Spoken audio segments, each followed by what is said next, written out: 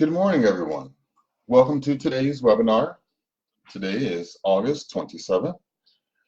Today we're going to be discussing 10 business resilience questions that every business should be asking itself about its business resilience itself.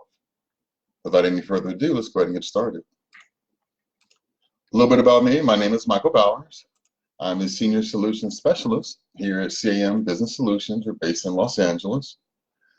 We were established in 2002, and I've been an IT consultant since I don't like to talk about this too much, but the early 90s.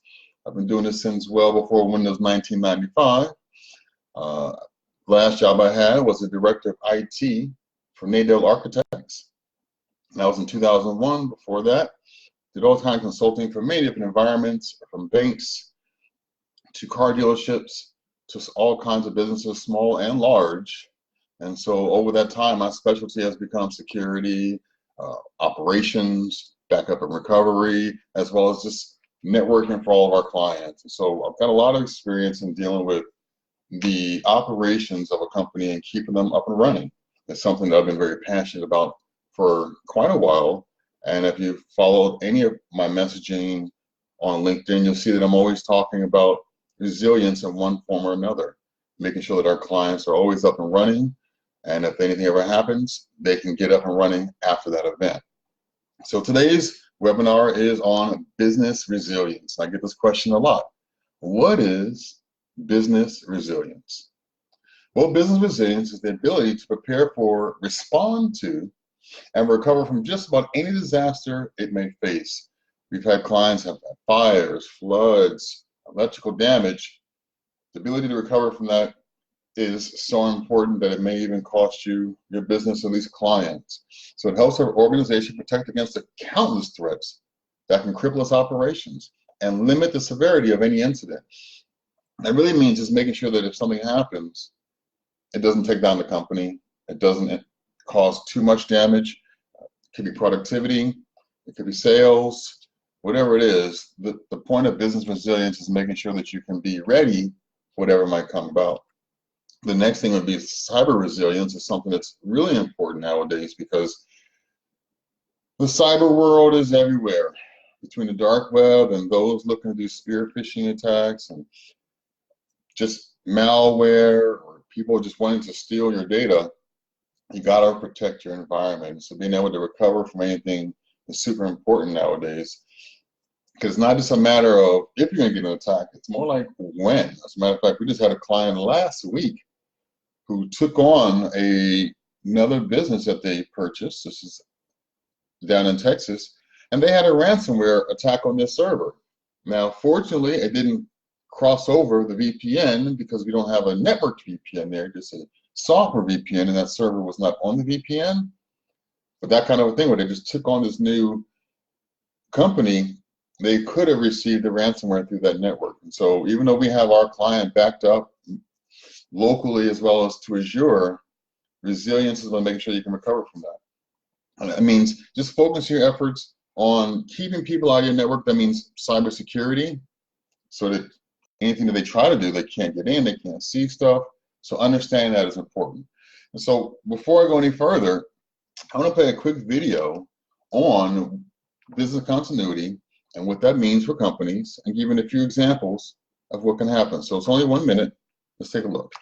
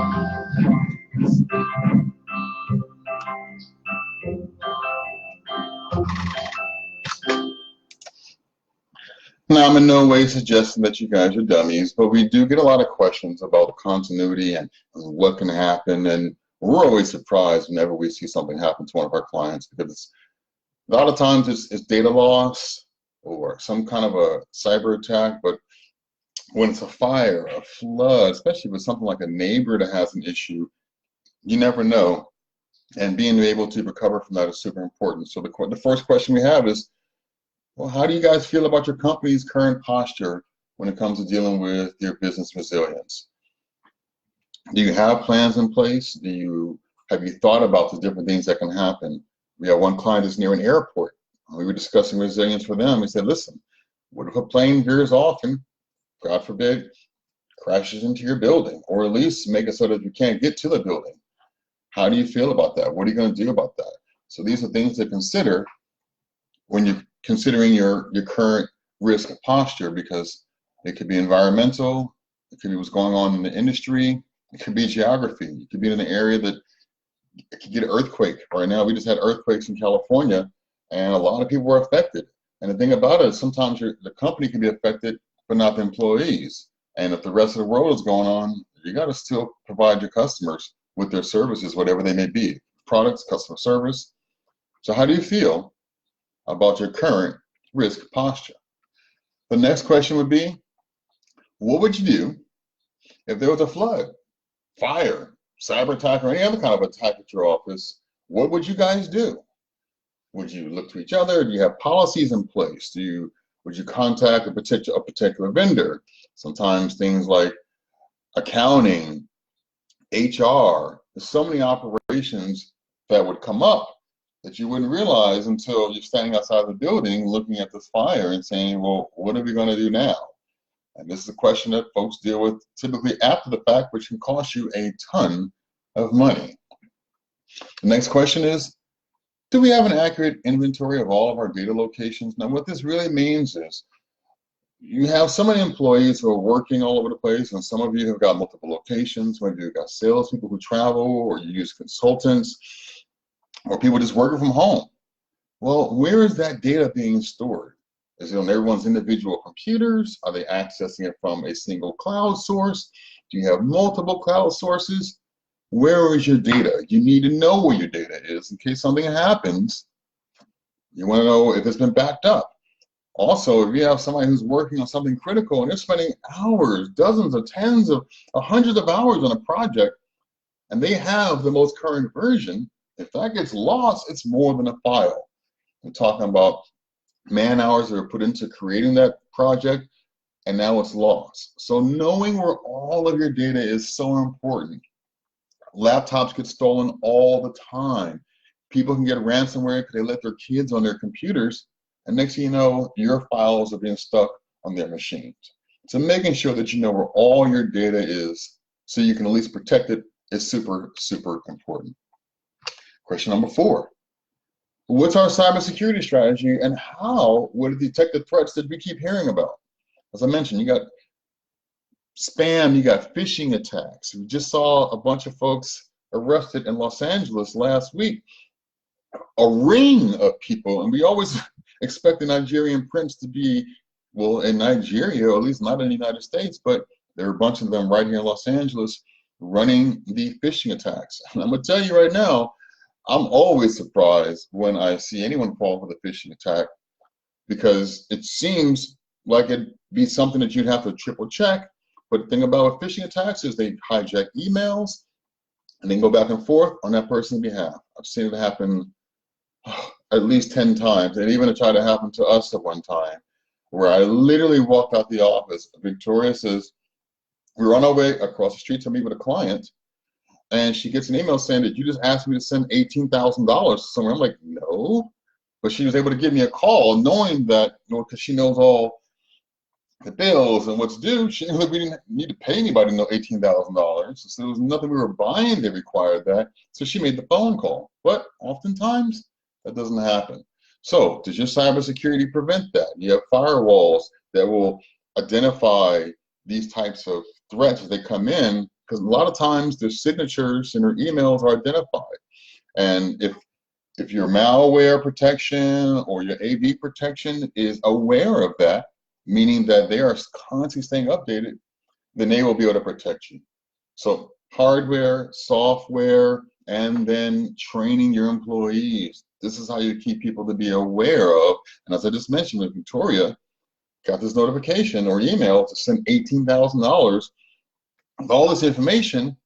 Well, because we were in the business, she knew she needed to call me, aside from the fact that we didn't own anything like that, but to call me and double check. And so just training your employees to be aware of these types of threats, be aware of these types of attacks, should be part of your strategy. Something you do at least twice a year, letting people know what's currently happening and how they can be a layer of protection for the company. Next, where do we keep our incident response policies? Now, this is really important for those companies that have a lot of operations, especially if you have over, say, 25 people.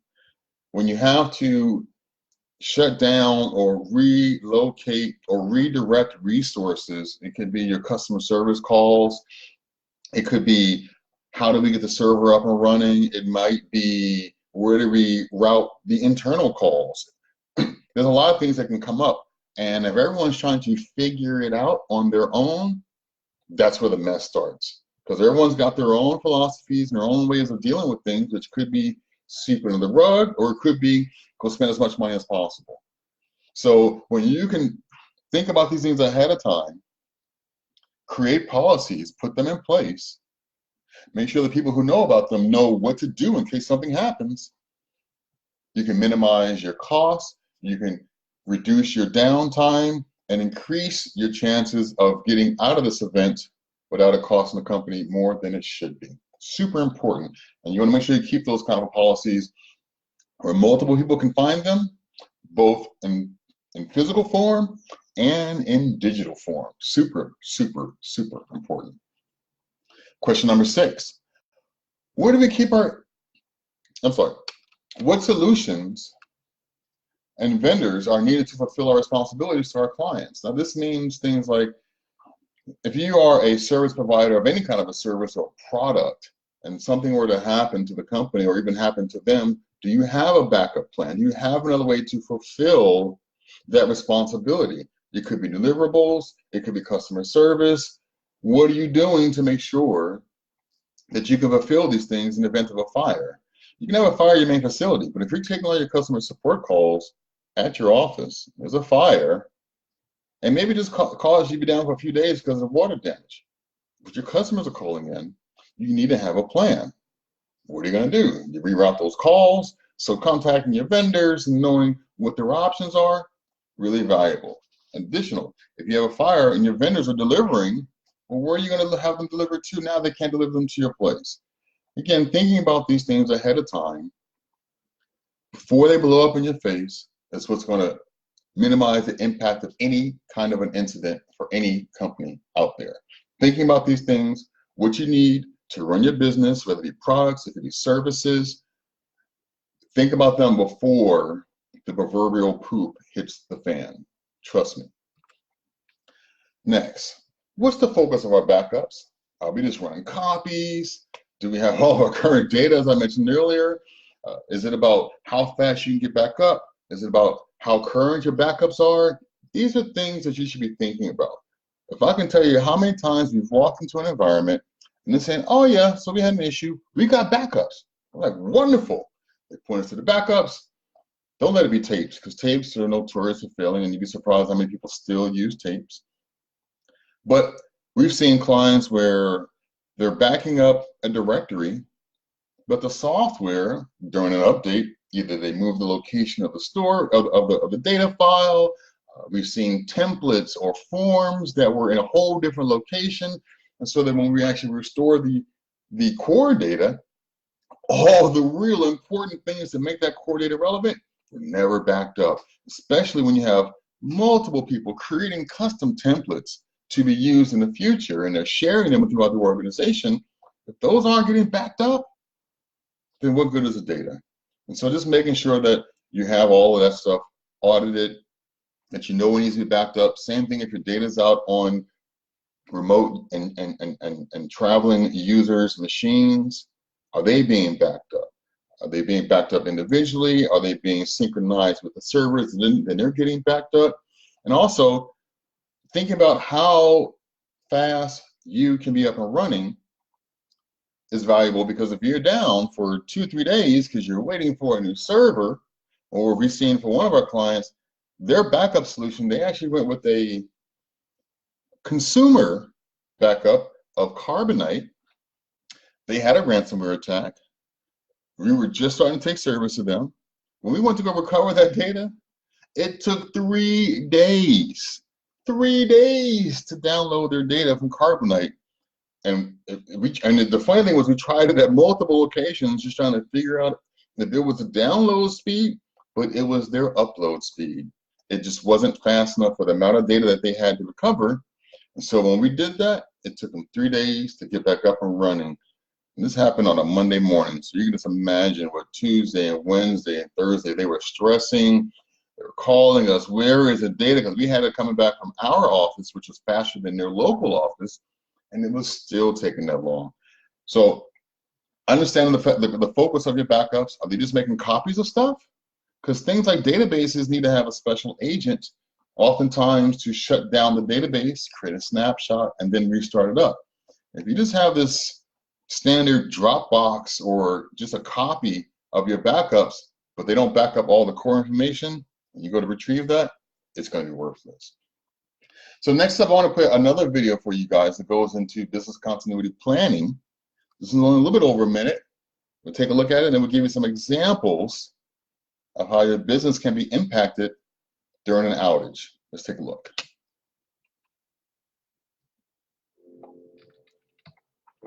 For most organizations, today is business as usual. However, problems can happen when you least expect them, whether it's something IT related like a cyber attack, data breach, or unplanned outage, an interruption to a utility supply, natural disaster, or supply chain disruption. We're all at risk. Sooner or later, every business will have to deal with issues like these. And if there's no plan, the outcomes can be far worse than they need to be. Business continuity can provide the answer by ensuring your organization is able to deal with these challenges and threats, helping you to re-establish business operations as quickly as possible in the event of disruption. Business continuity management is a framework that's embedded into an organization to identify potential threats and the impacts to business operations those threats might cause. A robust plan can then be designed and implemented that includes appropriate responses. This plan is then continuously validated to ensure its effectiveness, and policies and programs are put in place, ensuring an ongoing effort to improve organizational resilience. The final process involves everyone, not just HR, IT, communications, and senior management. Every department has a part to play in ensuring the organization is prepared. So when something goes wrong, it's just business as usual. Which is why every business, regardless of size or sector, can benefit from having a business continuity plan in place. Take the first step to improving your organizational resilience today. As you can see there, it can be anything and it can impact your business in any way. As I was mentioning before, we had a client that had a fire, and the one great thing about them was they had everything in-house. They had virtual machines, they had multiple servers, but they also were hosting their own voice system. This is a food processor. I won't put them out there, their name out there, but they have multiple locations. They process cooked foods as well as uncooked foods for people like Stater Brothers and Del Taco, and I want to say Taco Bell as well. And so they had to really, and they were being managed by the FDA, not managed, but they had to comply with FDA regulations. So a lot going on, 24-hour operations, shipping, the receiving, things are coming and going. But because their phones were in-house, when the fire happened, I mean, it was actually on the news, customers are calling, the phones are down. And so when you got sales trying to produce sales and the phones are down, people start to get a little leery. And your internal communications, what would you do? If you have to communicate with your warehouse and now your wireless is down and you can't communicate on radio. So if you have a voice over IP phones and your internet goes down, everybody's down. So thinking about these things ahead of time, there's always a solution for everything.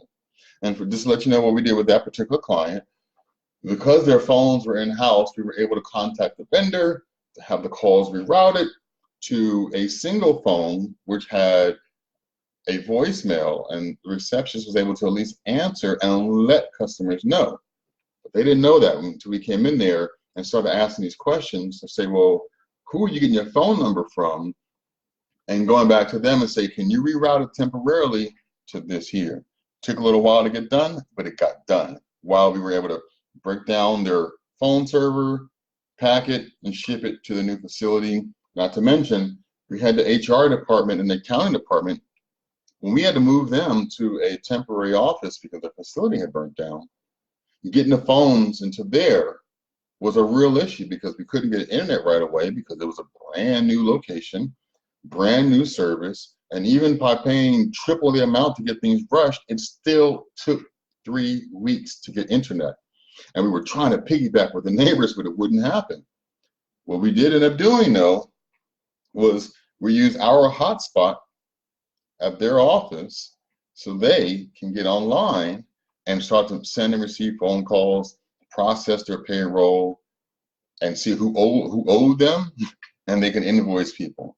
So how would you handle your communications in the event of a catastrophe at your main facility? You got to be thinking about these things.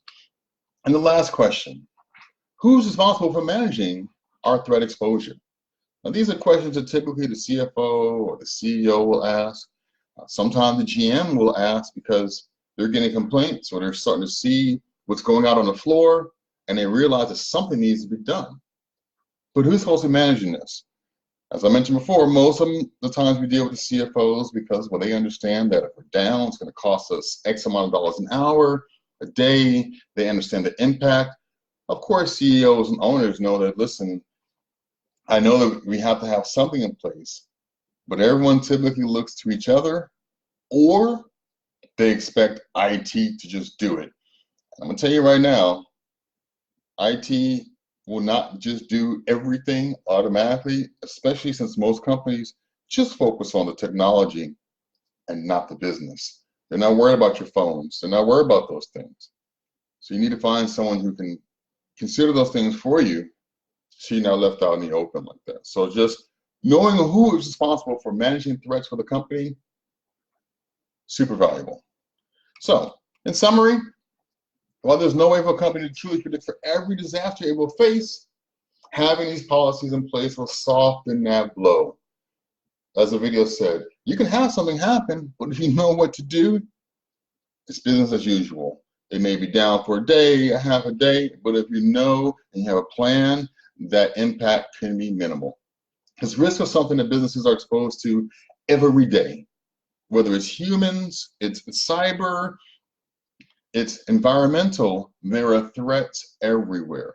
And if they hit you, it can take a company down. We've actually seen companies not come back from a catastrophic event because they lose their footprint in the industry.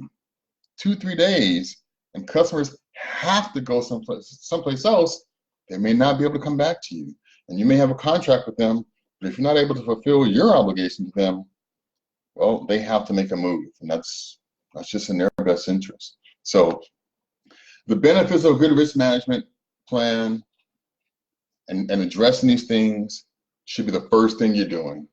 It's just identifying the threats to your company. What are we going to do in these events? Asking those questions, going through it, and doing so. So the first thing you want to do is create an action plan. Get the risk assessment, know your environment. It's like anything else. If you're about to take a trip, make sure your car is right. Make sure that you get your oil change, you check your tire pressure. You have a plan. You don't just roll out like, oh, what, we're going to drive 12 hours? Let's just get in the car and go. No. Find out what you're going to need. Again, the more you know, the better you plan for. When things happen, it won't be that big of a deal. It's like having a spare tire on your car. If you get a flat, if you don't have a spare, you panic. But if you have a spare and roadside assistance, you just say, no worries. We'll pull over. We do have a flat. Let me get on the phone with road support. Someone will be here shortly. Everything is fine. No need to panic. No need to bust your knuckles trying to get the wheels off, which I've done that. So assess what you have, know what you need, and then plan for the inevitable. And then next, communicate your plan. There's nothing like having a plan that you created, you've taken all this time, you've done your risk assessments, you've created your policies, and then you put the binder up on the shelf.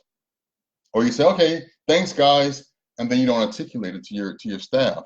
So when something happens, they go out and try to fix problems on their own, but no one knows about it. So make sure you communicate your plan. This also goes into the education, so people understand what to do, what not to do in the event of an emergency. Makes everyone a lot calmer, because you don't want to lose your staff, any key employees, because you don't have a plan. When they see it, and they're like, listen, I need to go someplace where I can have a stable work environment and not have to be impacted by something as simple as an earthquake or a lightning shock at the building, and now the servers are down, but I can't make any money. I'm about to lose my deals. You want to lose those high value employees. You want to make sure you have a nice, solid environment so that people feel secure when they go to work. So make sure you communicate all of your plans. And then lastly, you got to improve your internal processes. And this can mean anything from how you do things, to sometimes these catastrophes can be created by yourselves, whether it be data accidentally deleted, it could be accounts getting deleted, all kind of, usually things getting deleted are the most common things that people do, but opening up emails that shouldn't be opened up, not training your staff to know what they're supposed to do, not engaging your IT, whether it be your IT staff or your IT partner. You got to improve your processes once you do your risk analysis to figure out what needs to be done. Otherwise, you're just hoping that nothing goes wrong. And as we all know, things always go wrong. So those are 10 questions that every business should be asking itself about its own business resilience. As I promised earlier, I'm going to try to keep this short, not too long. But if you guys ever have any questions, I am your resource. My phone number at the office, 818-356-7187. My email's there on the screen, mbowers, M-B-O-W-E-R-S, at cambusinesssolutions.com. That's cambusinesssolutions.com. This is Michael Bowers. I appreciate your time and attention. If you have any questions or anything, feel free to reach out to me. Please share this with your associates. Let them know that they need to protect their businesses as well. Have a great rest of the day. Thank you for your time.